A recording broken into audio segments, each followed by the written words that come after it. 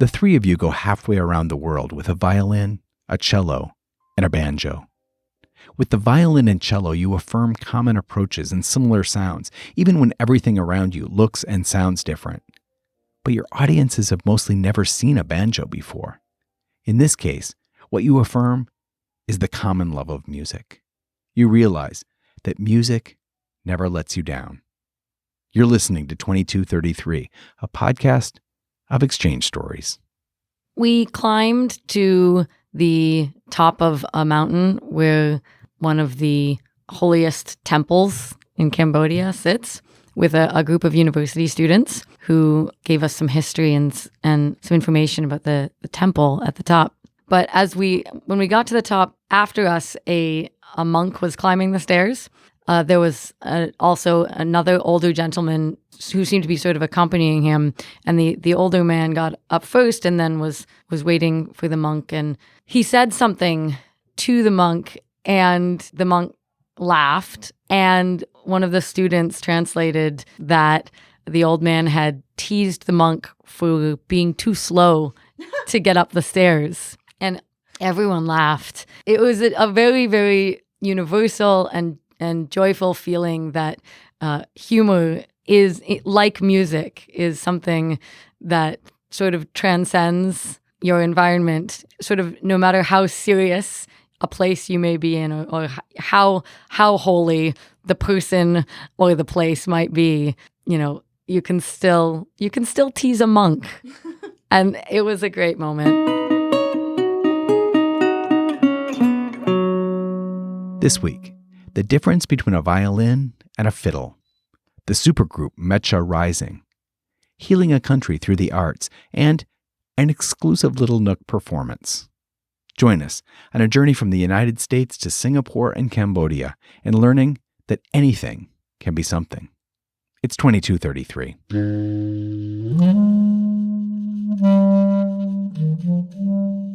We report what happens in the United States, warts and all. These exchanges shaped who I am. When you get to know these people, they're not quite like you read about them. They are people very much like ourselves. Oh, that's what we call cultural exchange. Ooh, yes. Hi, my name is Maria DiMeglio. I'm the cellist of Harpeth Rising, and I'm from Brooklyn originally, although now I call Columbus, Ohio home. Hi, my name is Michelle Younger. I play banjo and guitar for Harpeth Rising, and I'm originally from Charlottesville, Virginia. My name is Jordana Greenberg, and I'm a violinist and songwriter for Harpeth Rising. I'm originally from Ontario, Canada, and now I live in Cincinnati, Ohio.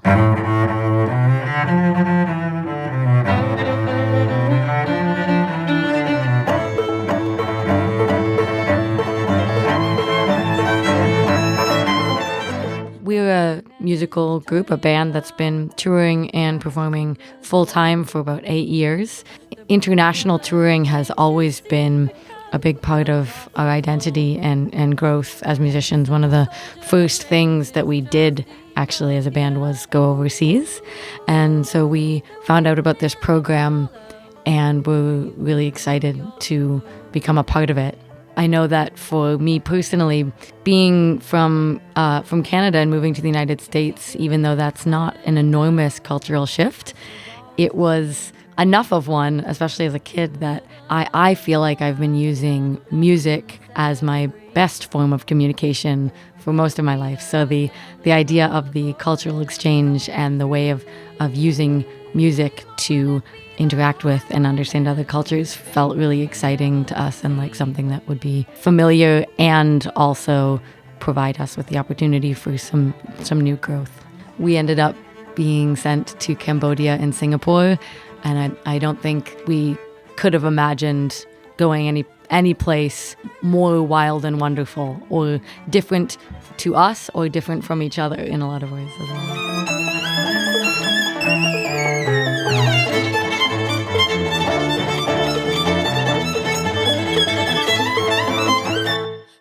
I noticed that a lot of American music that had made its way over to both countries that we visited was top 40s pop music, which is honestly not something that I listen to a lot. Having the opportunity to play like our version of American music for people who have not heard anything like it was really fun, especially with playing the banjo. In Cambodia especially, and not a lot of people have heard of the banjo, much less seeing one before. I've never really been in a context where people don't know what a banjo is, but they were just as unfamiliar with the banjo as I was with their traditional instruments.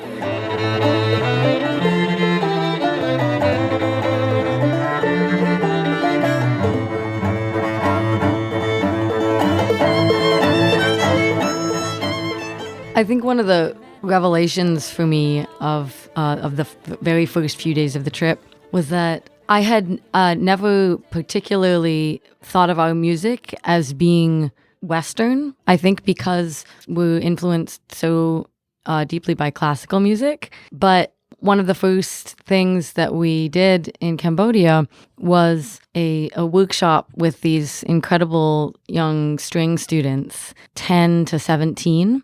We give workshops sometimes in the US, and one of the things we like to do is talk about the different genres that influence our music. Classical side is one thing, and that was something that these kids were already intimately familiar with. They were studying classical music. And the other side of it is sort of the very wide world of folk music. You know, I grew up in this little town in southern Indiana that has a really rich old-time music culture.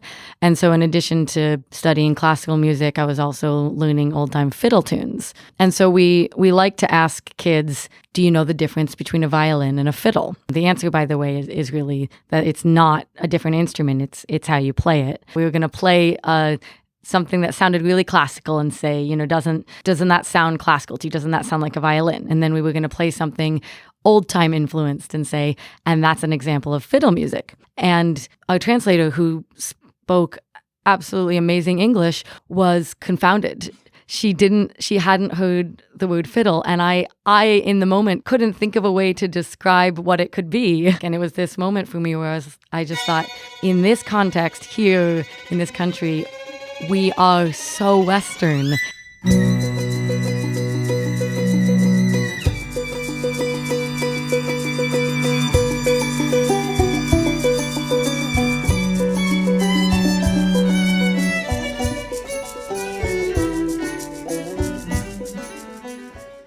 In Cambodia, they speak Khmer, and that was a very different language. This was my personally first time to Asia, and I had never experienced a language so different. We learned a few phrases in Khmer. For example, we were sound checking, and I sound checked, you know, sort of quote unquote in Khmer, but really all I said was check moi, boy, you know, just was sort of speaking some numbers, and the musicians on stage started clapping. They appreciated it so much, and just to get that kind of immediate feedback and that just sort of warmth, and it was overflowing.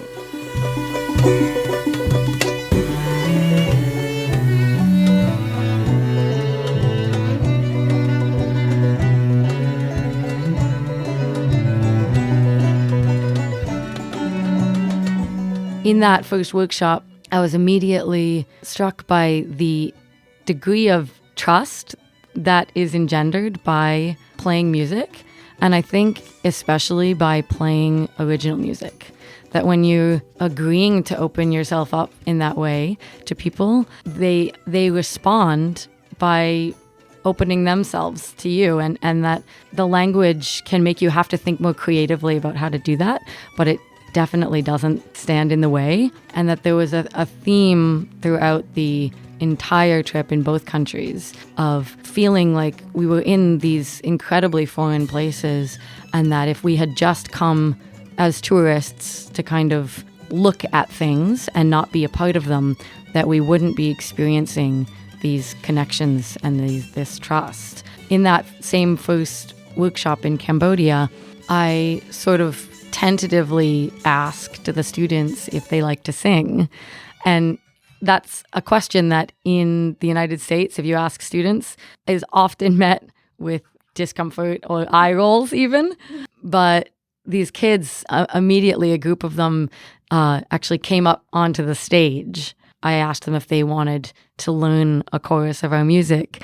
And they were so enthusiastic to the idea. And I was trying to teach it to them, and they're pronouncing words that probably don't mean anything to them, but they were so willing to try it and to do it. And so they're singing this song back to us. And I thought, I want to do that. I want to be as brave as these kids are right now in being willing to learn what they have to teach us.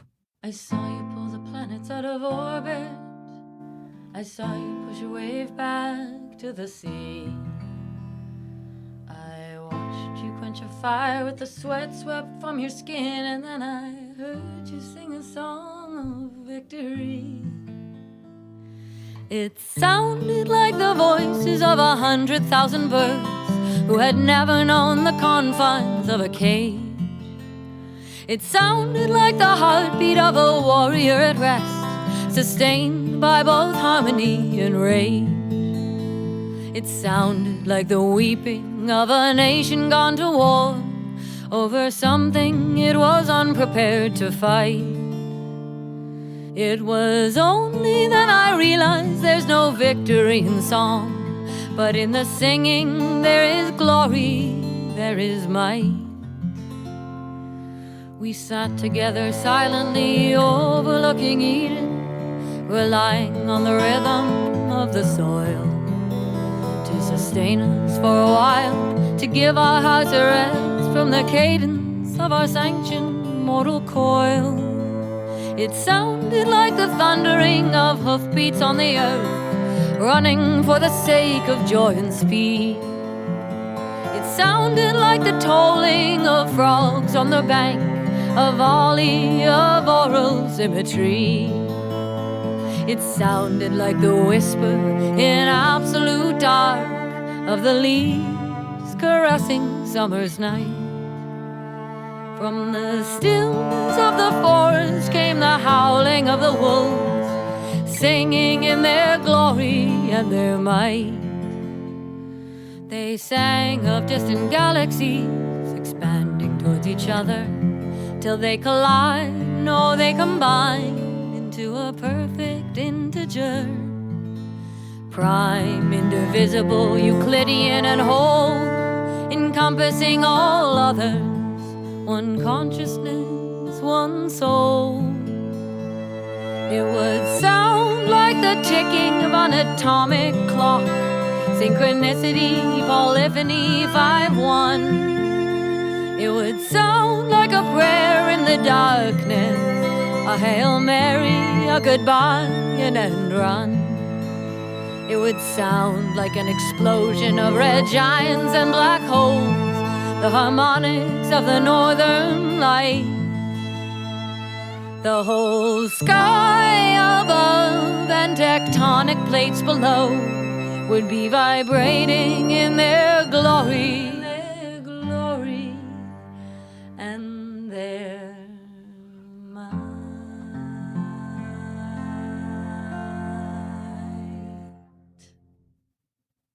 And one of the touching moments was seeing how people sort of handled my cello. We got to a school to do a workshop, and the security guard, he saw it, and he put it in a shopping cart, and he insisted on strolling it. He didn't want anyone to carry it. He's like, no, this, and he didn't know necessarily what it was, but he knew that it was special, and he was going to take very good care of it.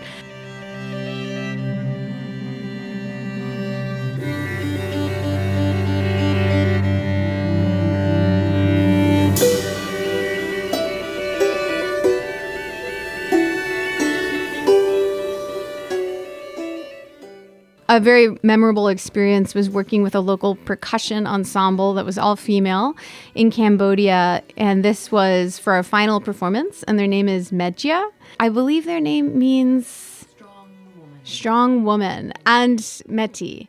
And they were strong women. And their music was so fascinating because it was such a unique blend of traditional sounds with their own original creativity blended in, and vocally they had such a wide range of sounds, vocalizations, trills, melismas that you don't find in Western music. And I found that combined with their percussion, it gave me goosebumps. And I had never experienced something like that, feeling the percussion literally in your body as you're sitting there. And it was a very special performance and workshop because we were at a school with a lot of deaf children. And so we were all sitting on the floor together, feeling the vibrations from these women playing percussion, and you could feel it in your body, and also just the impact of these women who look fierce and strong, and you can tell that they're giving it like 1,000%. It was very inspiring, very humbling to watch. And after that performance, we were talking to each other, and they didn't know English, and my Khmer is limited to numbers. And so I showed them my cajon, and it's an instrument that I play a little unconventionally. I don't play it with my hands as many cajon players do. I play it with my foot, and I have a reverse pedal, and I heel strike it with my right foot. So it's a little unusual, and so I gestured to them and to the cajon, and I sat down and I played some beats on it, and I showed it to them, and then I stood up. And immediately, one sat down, started playing it with her foot, and then another used her hands and played the cajon. And there were two other members that started clapping and singing. And so in like 5 seconds, we were jamming on a song. It was amazing. And I just... The intuition, I showed them the drum for maybe 5 seconds, and then they just jumped in and created something that I had never actually thought, maybe two people could play the cajon. I just sort of thought, I play it with my foot, and then we play the cello, and we have our instruments, we sing, we have foot percussion. But I think that one of the highlights of this trip was, seeing what we do and then seeing it through the lens of these other musicians. And at the end of the night, they sort of pointed towards themselves and they said, Mechia Rising. So they sort of combined our band with their band.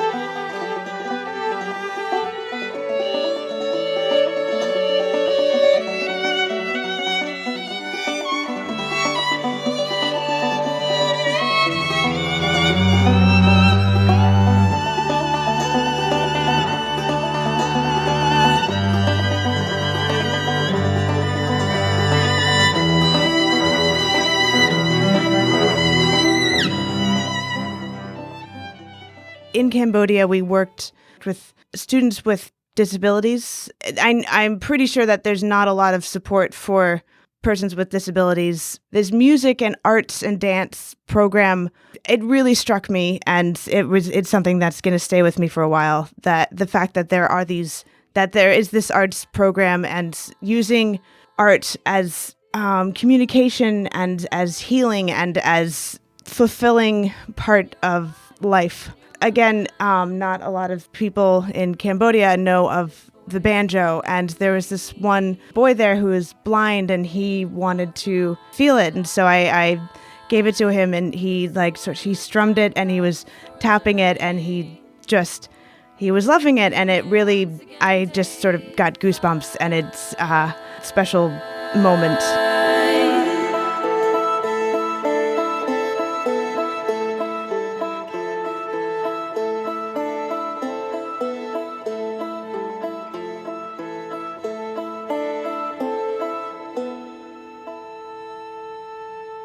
Some of the younger kids played us Twinkle Twinkle Little Star.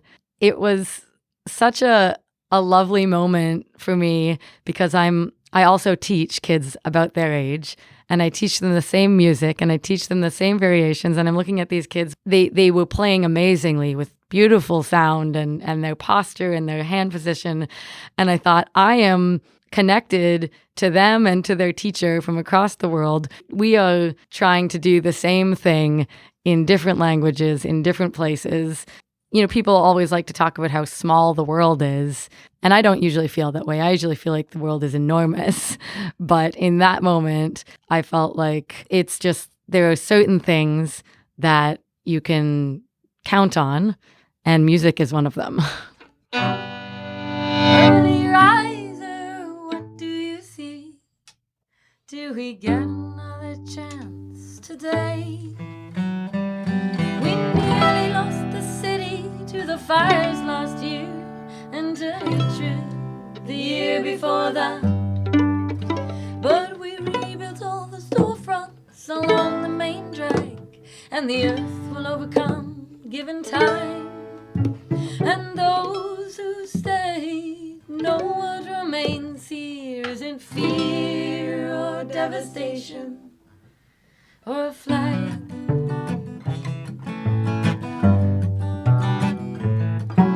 Stars belong to the nighttime sky and stripes to the dawning morn. No matter the number or pattern of cloth, I won't hold you to where you were born. Unwrap yourself, patriots, and look to the crying babe who knows not yet the color, whether or not will allow her to age. I'll collect your song till morning, I'll drown out by the din of howling politicians reminiscing on Berlin. I saw a woman rise from a grave who's big enough for us all. She stood on the brink of this world and the next, sewing a net for our fall. Then she grew 1,000 extra arms to hold us to a pledge, to let no place, no partisan pull us from this ledge. And one by one we left from Earth to see if we could fly. She caught us just before the ground to give us one more try.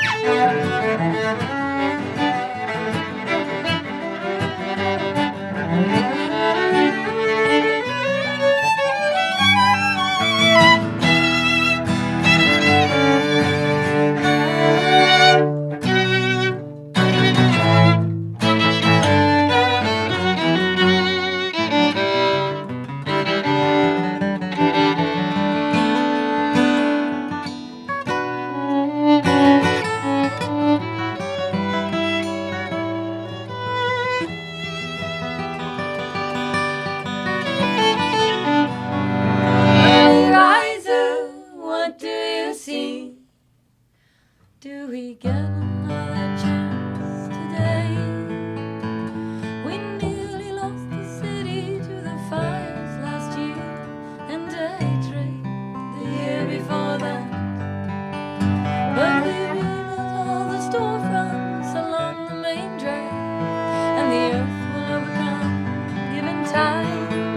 And those who stayed know what remains here isn't fear or devastation or a flag.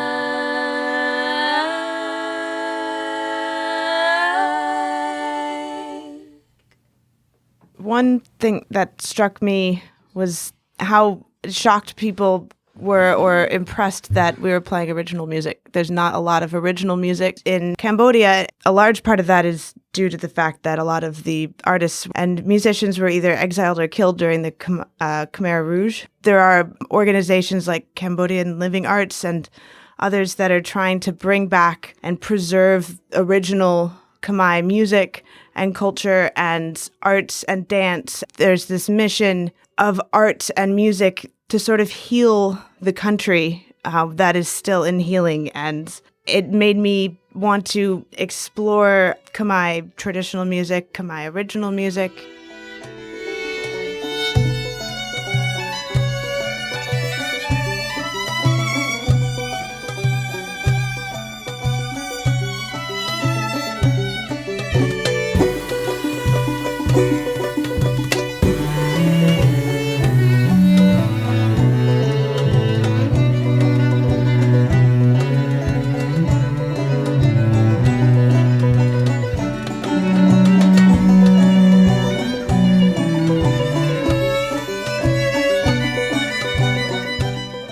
being in Cambodia and Siem Reap at the temples, getting a tour with a woman who works with an organization to restore them. Also knowing that the American government is working on restoring one of the temples was very touching to know that that is something that is very valued, very important, and very special. And I think it is kind of a sacred place when you're there and you're in that moment, feeling that, this is maybe not my culture, it's not my religion, but I feel that this is moving and that this is special. And there's that gratitude of being in that sacred place and just wanting to share that.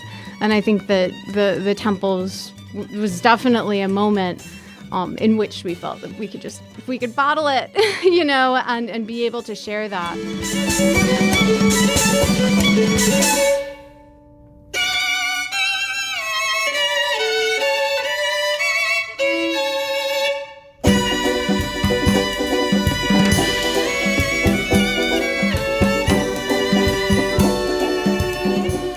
Also in Cambodia, we witnessed a tea ceremony, and they explained to us the process of making tea, and they made us tea, and they educated us about it. And one of the things that sort of I hope that I can take home in my own life is that care to the small things, and that anything can be something, and it's what you put into it, and your heart and your soul. And it was very beautiful seeing that in these countries of how people, they take the smallest things, the small things in life that maybe we overlook, and they magnify it. And in doing that, it really elevates the overall experience of things.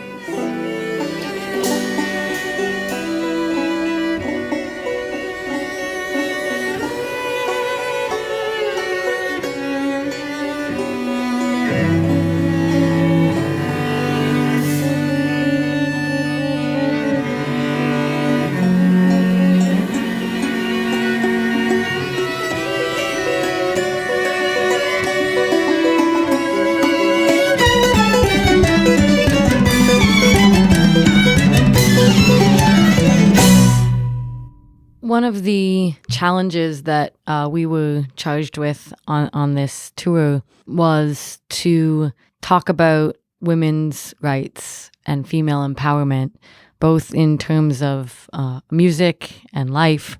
I was intimidated by the idea of representing our gender, and specifically, I think a little intimidated by the idea of doing it, through the context of our music and through my songs. I can be a little bit dodgy sometimes about talking about where my music comes from, because I use the form and the art of songwriting itself as the tool for expression. So then explaining it beyond that has always felt difficult to me, and I do sort of avoid it. In the United States or in European countries that are English speaking, I think a lot of the time the songs explain themselves. But in countries where English is not even a second language, I knew that I was going to have to be more honest with my audiences, and that I was going to have to do it in a way that would explain the song through not only my own words, but then through the filter of translation. It forced me to clarify to myself some things that the songs were about and are about, and some places that they came from. And it was this sort of courage that I took again from the musicians and the people who we interacted with, and their bravery in what they were giving to us was something that I was drawing from when I was asked to talk about those things. I did feel in that moment like I wished my loved ones could be hearing what I was saying, because I want them to know it. But it took this sort of enormous journey and this completely foreign environment for me to be able to do that. I don't know if I'm going to be able or willing to recreate it.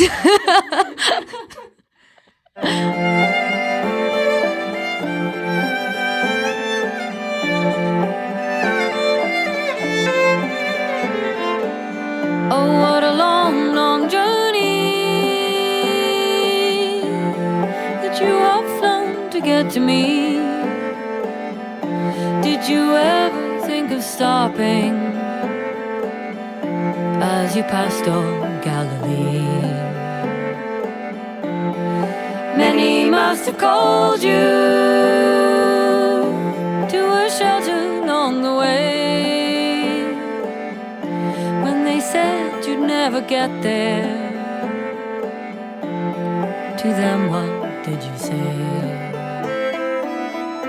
Did you tell them of your mother, who herself did travel far, and with you upon her back, keeping pace with shooting stars?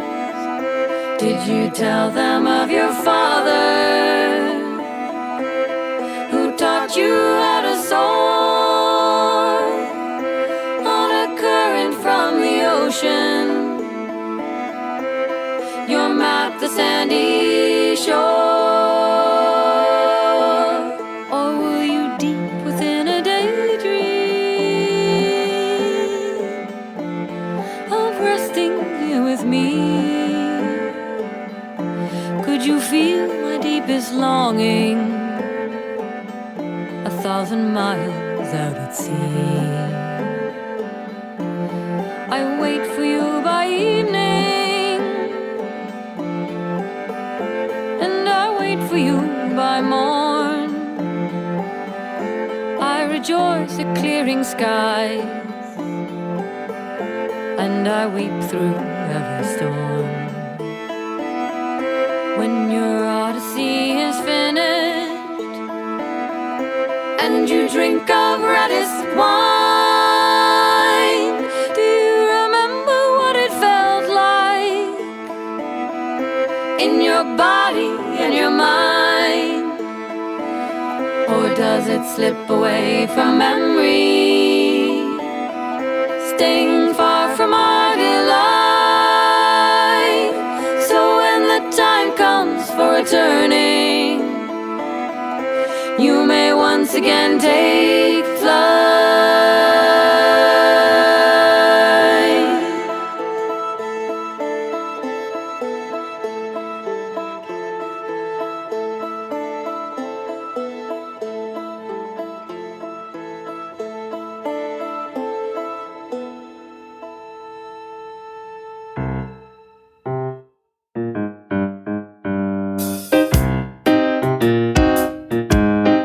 2233 is produced by the Collaboratory, an initiative within the U.S. State Department's Bureau of Educational and Cultural Affairs, better known as ECA. My name's Christopher Wurst. I'm the director of the Collaboratory. 2233 is named for Title 22, Chapter 33 of the U.S. Code, the statute that created ECA. And our stories come from participants of U.S. government-funded international exchange programs. This week, we heard from Jordana Greenberg, Maria DiMaglio, and Michelle Younger, collectively the amazing folk trio Harpeth Rising, who shared stories and songs from their recent trip to Cambodia and Singapore as musical envoys, participating in the American Music Abroad program, or AMA. For more about AMA and other ECA exchange programs, check out eca.state.gov. We encourage you to subscribe to 2233. You can do so wherever you find your podcasts.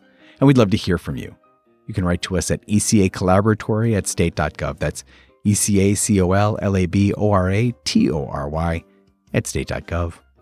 Photos of each week's participants and complete episode transcripts can be found at our webpage at eca.state.gov/2233. Very special thanks to Jordana, Maria, and Michelle for taking time to tell us their stories and play us their songs. You can find out more about the band at harpethrising.com. I did the interview and edited this segment. All of the music you heard was Harpeth Rising, including portions of The Highwayman, Iris, and Fortune. The version of In the Singing you heard starts and ends in Our Little Nook, and in between is the version heard on Harpeth Rising's most recent album, Against All Tides, where you will also find the song Drink of Reddest Wine, featured in its entirety. Finally, the song Early Riser was performed live in Our Little Nook, and yes, it gave me goosebumps. Music at the top of each episode is Sebastian by How the Night Came, and end credit music is Two Pianos by Tagir Lius. Until next time.